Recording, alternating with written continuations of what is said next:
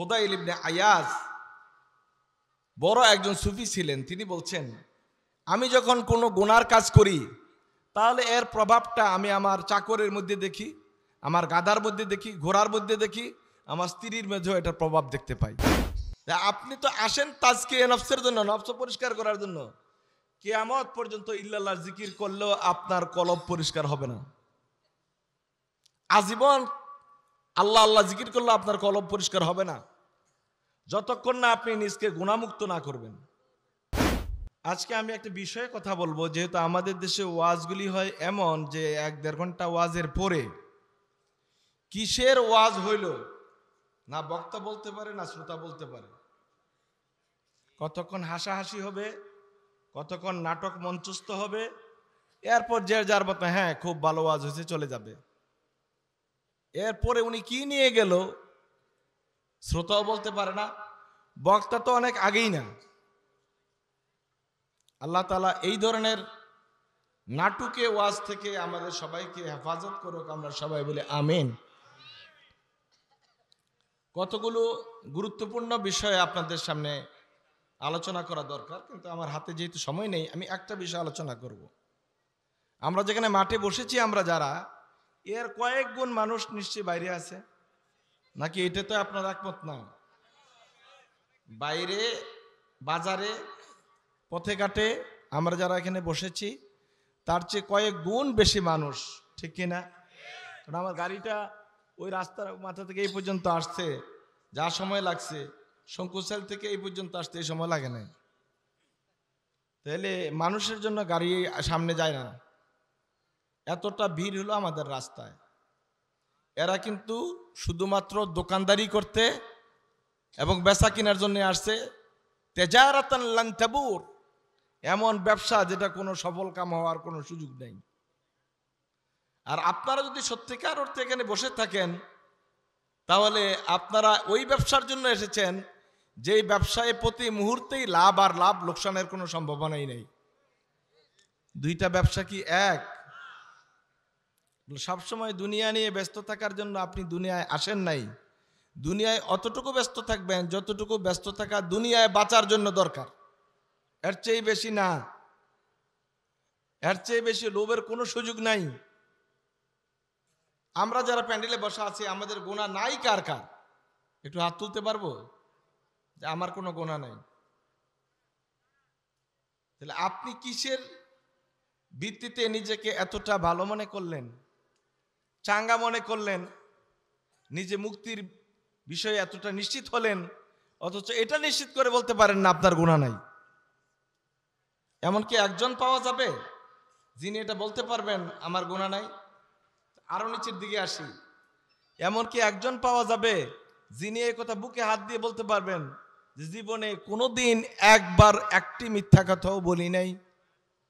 এমনকি প্যান্ডেলের ভিতরে কেউ আছেন? এই যে আলেম ওলামা, বুজুর্গ, পীর, মাশায়েখ সবাই মিলে সবাইকে বলছি, এমন একজন কি কেউ আছেন এই কথা বলতে পারেন জীবনে কোনোদিন একবারও একটা মিথ্যা কথা বলি নাই? তাহলে আপনার বেসিক কি, আপনার ভিত্তিটা কিসের উপরে? তাহলে আপনার গুনাহ আছে এই ব্যাপারে কোনো সন্দেহ নাই। কবিরা গুনার মাত্রা হয়তো কম, সগীরা গুনাহ অসংখ্য। তাহলে গুনাহগুলি আমার আপনার জীবনে কি ক্ষতি করে এটা কি কখনো ভেবে দেখেছেন? যদি এটা মনে করতেন, বুঝতেন যে গুনাহ আমার দুনিয়ার জিন্দেগিতে কি ক্ষতি করে, আখিরাতের জিন্দেগিতে কি ক্ষতি করে, ইবাদতের ক্ষেত্রে কি ক্ষতি করে, গুনাহ আমাকে আমার তাজকিয়া নফসের জন্য কি ক্ষতি করে, এই ক্ষতিগুলি বুঝলে অটোমেটিক আপনি গুনাহগুলো ছেড়ে দিতেন।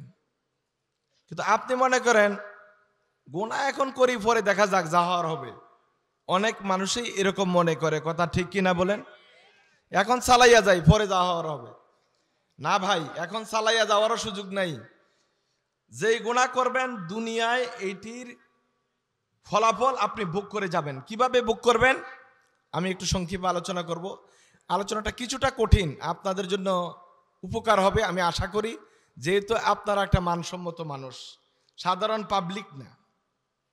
যারা আলেম ওলামাদের সাথে থাকেন, ইসলাহে নফসের জন্য ঘুরেন, মনে করেন নফস খুব দরকার পরিষ্কার করার, কিন্তু নফসের বড় শত্রু হলো গুনাহ, এটাকেই তো আপনি পরিষ্কার করেন না।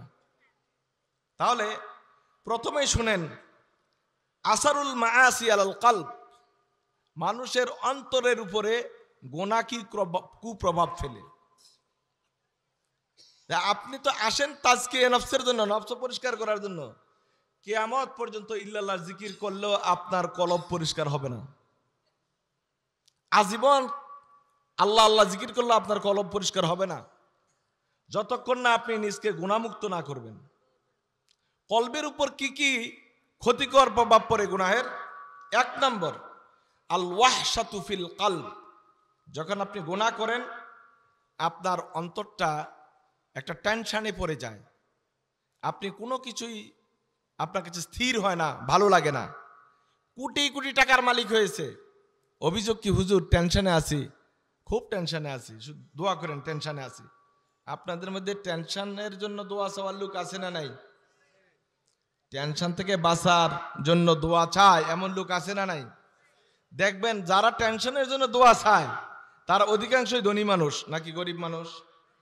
এই পর্যন্ত আমি কোনো গরিব মানুষকে আমার কাছে অন্তত টেনশনের জন্য দোয়া চাইতে দেখি নাই। যারা অনেক টাকার মালিক তাদের টেনশনও বেশি, তারা দোয়াও চায় বেশি। অর্থাৎ গুনাহ করতে করতে অন্তরের উপরে এমন একটা প্রভাব বিস্তার হয়েছে, স্থির হতে পারে না। তামানিনাতুল কলব, অন্তরের যে স্থিরতা, এটা উঠে গেছে। আল্লাহ রাসূল সাল্লাল্লাহু আলাইহি ওয়াসাল্লাম বলেন, যে নাকি এরকম গুনাহ করতে থাকে সে সবসময় একটা একাকিত্বে ভোগে, একটা টেনশনে ভুগতে থাকে। যত বেশি গুনাহ বাড়বে টেনশনের মাত্রা তত বেড়ে যাবে। ফুদাইল ইবনে আয়াজ বড় একজন সুফি ছিলেন, তিনি বলছেন, আমি যখন কোনো গুনার কাজ করি তাহলে এর প্রভাবটা আমি আমার চাকরের মধ্যে দেখি, আমার গাধার মধ্যে দেখি, ঘোড়ার মধ্যে দেখি, আমার স্ত্রীর মধ্যেও এটার প্রভাব দেখতে পাই। সুবহানাল্লাহ বলবেন না? আমরা তো নিজেরা গুনাহ করি, নিজেরা এটার প্রভাব বুঝি না, কিন্তু উনি বলছেন একটা গুনার কাজ যদি কোনো সময় করি তাহলে এটার প্রভাব আমি আমার চাকর, আমার গাধা, আমার ঘোড়া, আমার স্ত্রীর মাঝে দেখতে পাই। সম্মানিত ভাইরা, আল্লাহ রাসূল সাল্লাল্লাহু আলাইহি ওয়াসাল্লাম কিন্তু আমাদেরকে দোয়া শিখিয়ে দিয়েছেন। যখন অন্তরে টেনশন অনুভব করবেন, অস্থিরতা অনুভব করবেন, দোয়া আছে। মাসনাদে আহমদ ইবনে হাম্বলে ইমাম আহমদ ইবনে হাম্বল রাহিমাহুল্লাহ বর্ণনা করেছেন, বিভিন্ন রাবি থেকে হাদিস বর্ণিত হয়েছে। আল্লাহ রাসূল সাল্লাল্লাহু আলাইহি ওয়াসাল্লাম বলেন, যখন তোমরা এরকম কোনো টেনশন ভোগ করো তখন এই দোয়াটি পড়বে, আল্লাহুম্মা ইন্নী আবদুকা ওয়া ইবনু আবদিকা ওয়া ইবনু আমাতিকা নাসিয়াতি বিয়াদিকা মাদিন ফিয়া হুকমুকা আদলুন ফিয়া কাদাউকা আসআলুকা বিকুল্লি ইসমিন হুয়া লাকা সাম্মাইতা বিহি নাফসাকা আও আনজালতাহু আহাদাম মিন খালকিকা আও ইস্তাসারতা বিহি ফি ইলমিল গায়বি মিন ইনদিকা আন তাজআলাল কুরআনাল আযীমা রাবিআ কলবি ওয়া নূরা সাদরি ওয়া জালাআ হাজনি ওয়া যিহাবা হাম্মি। আল্লাহ রাসূল বলেন, কোনো মানুষ যদি দিনে অন্তত একবার এই দোয়াটি পাঠ করে, আল্লাহ তাআলা তার অন্তর থেকে ওয়াহশাতুল কলব, টেনশন দূরীভূত করে দিবেন। আপনি যদি স্থির না হন তাহলে আপনার অন্তর থেকে গুনাহমুক্ত হওয়ার কোনো সুযোগ নেই। যখন গুনার মাত্রা বেড়ে যায় অন্তর অস্থির হয়ে যায়। 2 নম্বর, আয-যুলমাতু ফিল কলব, অন্তরটা অন্ধকার হয়ে যায় গুনার কারণে। হযরত আব্দুল্লাহ ইবনে আব্বাস বলেন, ইন্নালিল হাসানাতি দিয়াউন ফিল ওয়াজহ, নেক কাজ যখন করেন চেহারা উজ্জ্বল হয়ে যায়। আপনারা অনেক সময় বলেন বড় আলেমদের চেহারা উজ্জ্বল, কালো হওয়া আর উজ্জ্বল হওয়া কিন্তু এক না। বড় আলেমদের চেহারা উজ্জ্বল মানে আমলের কারণে, গুনাহ কম হওয়ার কারণে তার চেহারার মধ্যে নূরটা প্রতিভাত হয়। হযরত আব্দুল্লাহ ইবনে আব্বাস বলেন, ইন্নালিল হাসানাতি দিয়াউন ফিল ওয়াজহে নূরুন ফিল কলবে ওয়াসাআতুন ফির রিজক, রিজকের প্রসারতা তৈরি হয়, অন্তরে আলোক তৈরি হয়। কুওয়াতুন ফিল বাদান, শরীরে শক্তি যোগান দেয় যখন আপনার অন্তর গুনাহমুক্ত অবস্থায় থাকে, গুনার অন্ধকার থেকে মুক্ত হয়। সুতরাং গুনাহটাকে যতক্ষণ পরিত্যাজ্য করতে না পারবেন আপনার অন্তর আলোকিত হওয়ার কোনো সুযোগ নেই। 1 নম্বর, টেনশন মুক্ত হতে হবে না। 2 নম্বর, গুনাহ থাকলে আপনার অন্তর আলোকিত হবে না। 3 নম্বর, অন্তর দুর্বল হয়ে যাবে, ধীরে ধীরে দুর্বল হয়ে যাবে। তখন কোনো ভালো কাজও আর আপনার কাছে ভালো মনে হবে না, সকল খারাপ কাজগুলি আপনার কাছে চমৎকার মনে হবে যেন আপনার ইয়ালিফুল মাসিয়াত ওয়া ইউহিব্বুহা, সব সময় খারাপ কাজগুলি করতে ভালো লাগবে। কিছু মানুষ এমন আছে না, গুনার কাজ করতে স্বাচ্ছন্দ্য বোধ করে আর নেকের কাজ করতে স্বাচ্ছন্দ্য বোধ করে না, এমন লোক আছে না নাই? গুনাহ করতে করতে তার কাছে আগে 1 বোতল খাইতো, এখন 2 বোতল পছন্দ, আগে 1 কলকি খাইতো, এখন 4 কলকি হইলে মোটামুটি চলে। ধীরে ধীরে তার এই খারাপের দিকে মাইলান টান বেড়ে যায়, এটা বুঝবেন তার অন্তরটা মরে গেছে। গুনার মাত্রা বেড়ে গেলে অন্তরটা মরে যায়, অন্তরটা দুর্বল হয়ে যায়। আল্লাহ রাসূল সাল্লাল্লাহু আলাইহি সাল্লাম বলেন, আল্লাহ তাআলা সকল গুনাহগারকে মাফ করে দিবেন যখন সে খালিস নিয়তে তওবা করবে। গুনাহ থেকে মাফের একটা প্রধান রাস্তা হলো তওবা করা, মাফ করে দিবে। কিন্তু একদল মানুষকে আল্লাহ তাআলা, একদল গুনাহগারকে আল্লাহ তাআলা কখনোই মাফ করবেন না। এরা কারা? আল মুজাহিরুনা বিল ইসম, গুনাহ করে মানুষের কাছে বলে বেড়ায়। এরকম লোক আছে না নাই? এরকম লোক অনেক আছে যারা গুনাহ করে বলে বেড়ায়। ওই দিন আমরা দেখলাম জাহাঙ্গীরনগর বিশ্ববিদ্যালয়ে একটা লোককে আটকায় রেখে, মহিলাকে আটকায় রেখে, স্বামীকে আটকায় রেখা মহিলারে নিয়ে গেছে, ধর্ষণ করেছে। আপনার পত্রপত্রিকায় দেখেন নাই? সেই জাহাঙ্গীরনগর বিশ্ববিদ্যালয়ে যেখানে 100টা ধর্ষণের সেঞ্চুরি হয়েছে, আর 100টা যেদিন শেষ হয়েছে ওই দিন তারা মিষ্টি বিতরণ করেছে। নাউজুবিল্লাহ, আর একটু আসতে বলবেন না? এটা হলো আল মুজাহিরুনা বিল ইসম। গুনাহ তো করেছে, অন্যায় করেছে, পাপ কাজ করেছে, আবার এগুলো মানুষের কাছে বলে বেরিয়েছে। এরা কি মানুষ না অমানুষ? আল্লাহ রাসূল বলেন, এই অমানুষদেরকে আল্লাহ তাআলা কখনো ক্ষমা করবেন না। তাদের অন্তরে খাতাবাল্লাহু আলা কুলুবিহিম ওয়া আলা সামিহিম ওয়া আলা আবসারিহিম গিশাওয়া, তাদের অন্তরে আল্লাহ রাব্বুল আলামিন মোহর মেরে দিয়েছেন। ভাইরা, শুধু শুধু ইল্লাল্লাহর জিকির করে সময় নষ্ট করেন না, যতক্ষণ না পর্যন্ত গুনাহটা ছাড়তে না পারেন। সব গুনাহ ছাড়েন, ইল্লাল্লাহর জিকির করেন, কাজে লাগবে। কিসের মধ্যে কি করেন? আপনার কাপড়ের মধ্যে রয়ে গেছে ময়লা, আর আপনি শুধুমাত্র এগুলো সাবান লাগাচ্ছেন, সাবান লাগাচ্ছেন। আগে ময়লাটা পরিষ্কার করেন না, তারপরে না সাবান দিতেন। একটা কুয়ার মধ্যে ইঁদুর পড়ছে, পুরা কুয়ার পানিটা নাপাক হয়ে গেছে, আপনি কুয়া থেকে ইঁদুরটা তুললেন না, শুধু পানি তুলতেছেন। এই কুয়া কি কিয়ামত পর্যন্ত পরিষ্কার হবে? তো আপনি তো আগে গুনার রাস্তাগুলি বন্ধ করেন, তারপরে আপনি জিকির করেন, ফিকির করেন, তসবিহ করেন, তাহলিল করেন, দুরূদ পাঠ করেন, সবটাই লাভে লাভ পায়, লাভ প্লাস আর প্লাস হবে। কথা ঠিক কিনা বলেন? যখন মানুষের গুনাহ বেড়ে যায়, লা ইউবালি লা ইরতিকাবিল মাআসি, অন্যায় করতে আর কোনো পরোয়া করে না। একটা খুন করে অভ্যাস হচ্ছে, দুইটা খুন করে, 3টা খুন করে, 4টা খুন করে, একটা ধর্ষণ করছে তা সারে না, 4টা 5টা 6টা ধর্ষণ করে, এমন লোক আছে না নাই? সুতরাং গুনাহ আপনাকে, অন্তরটাকে এমন ভাবে নষ্ট করে দেয়। হাদিস মুসলিম শরীফে আল্লাহ রাসূল বলেন, এই প্রত্যেক মানুষের অন্তরটা হলো স্বচ্ছ কাচের মতো। কিসের মতো? স্বচ্ছ আয়না বা কাচের মতো। যখন একটা গুনাহ করে একটা কালো দাগ ওই আয়নায় পড়ে, আবার যখন একটা নেক আমল করে, আল্লাহ তাআলা সেখান থেকে কালো দাগটা মুছে দেন।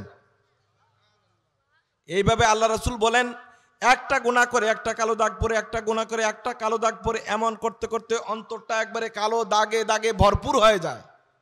নাউজুবিল্লাহ বলবেন না?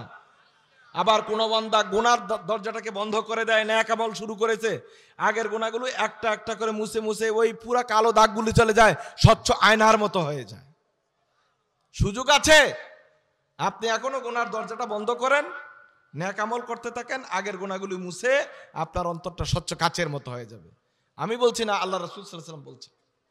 রাসূলুল্লাহ সাল্লাল্লাহু আলাইহি ওয়াসাল্লাম বলেন, ইন্নাল মুমিনা ইয়ারা যুনুবাহু কাআন্নাহু কাঈদুন তাহতা জাবালিন ইয়াখাফু আন ইয়াকা আলাইহি। ইমানদার গুনাহকে কেমন ভয় করে? ধরেন আমরা এখানে বসা আছি, আমাদের পিছনে একটা উঁচু পাহাড়, এই পাহাড়টা এত খাড়া, যে কোনো সময় এটা আমাদের গায়ে পড়তে পারে। তাহলে কি আমরা এখানে খুব আনন্দের সহিত বসবো নাকি আতঙ্কে থাকবো? অবশ্যই আতঙ্কে থাকবো, যে কোনো সময় এটা আমাদের গায়ে পড়তে পারে। আল্লাহ রাসূল বলেন, ইমানদার গুনাহকে এরকম ভয় পায় যেমন পরো একটা পাহাড়ের নিচে বসাটা যতটুকু ভয় পায়। আর গুনাহগার বেঈমান সে গুনাহকে কি মনে করে, কান্না ফি আনফিহি, তার মনে হয় যেন তার নাকের ডগায় একটা মাছি বসা আছে, ধরলেই চলে যাবে। মাছি তারাইতে তো আর বেশি কিছু করা লাগে না, হাতটা নাড়লেই চলে। সে গুনাহটাকে এত হালকা মনে করে, আর ইমানদার গুনাহটাকে অনেক ভারী মনে করে। আরেকটা বিষয় হচ্ছে, যত বেশি আপনি গুনাহ করবেন, গুনার অপকারগুলি বলতেছি। 7 নম্বর অপকার গুনার, হেরমানুল ইলমি আনিল কলব, আপনার অন্তরে কোরআন হাদিস শিখার মনোবৃত্তি দুর্বৃত হয়ে যাবে। গুনাহ যত বাড়তে থাকবে, কোরআন হাদিস জানার, শিখার, বুঝার ইচ্ছা আপনার দুর্বৃত হয়ে যাবে। এটা ইমাম শাফি রহমতুল্লাহ আলাইহির ওস্তাদ ছিলেন ইমাম ওয়াকি। ইমাম ওয়াকি ইমাম শাফিকে বলছিলেন যে, তুমি প্রশ্ন করছিলেন যে, ওস্তাদ আমার অনেক কথাই মনে থাকে না, আমি কি করব?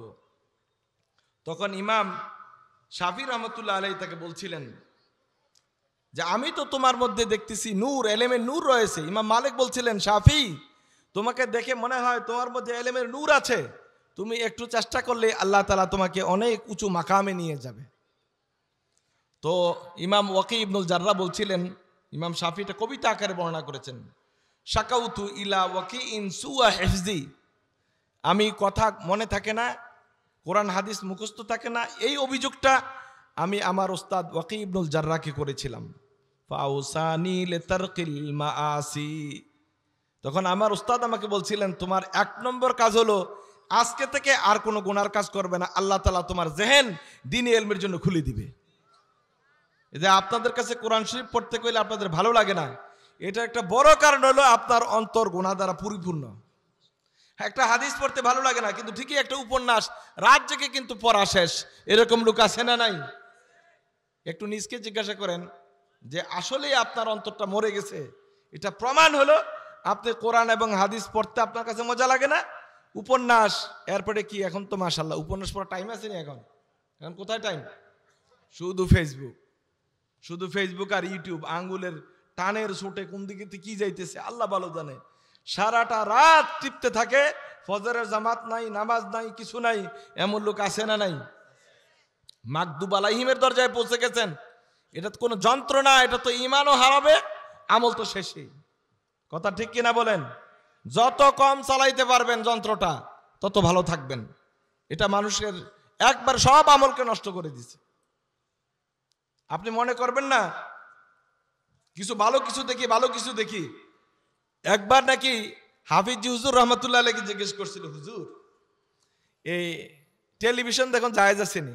তো হুজুর এমনিতে খুব সরল মানুষ ছিল, তো হুজুর জিজ্ঞেস টেলিভিশনটা কি? এটা বুঝলাম না, উনি তো কোনোদিন টেলিভিশন দেখছে না। টেলিভিশনটা কি রে বাবা, এটা বুঝাও না। কয়টা আয়নার মতো ছবি দেখা যায়। তো উনি কাছে এটা জায়েজ, এটা অসুবিধা নেই।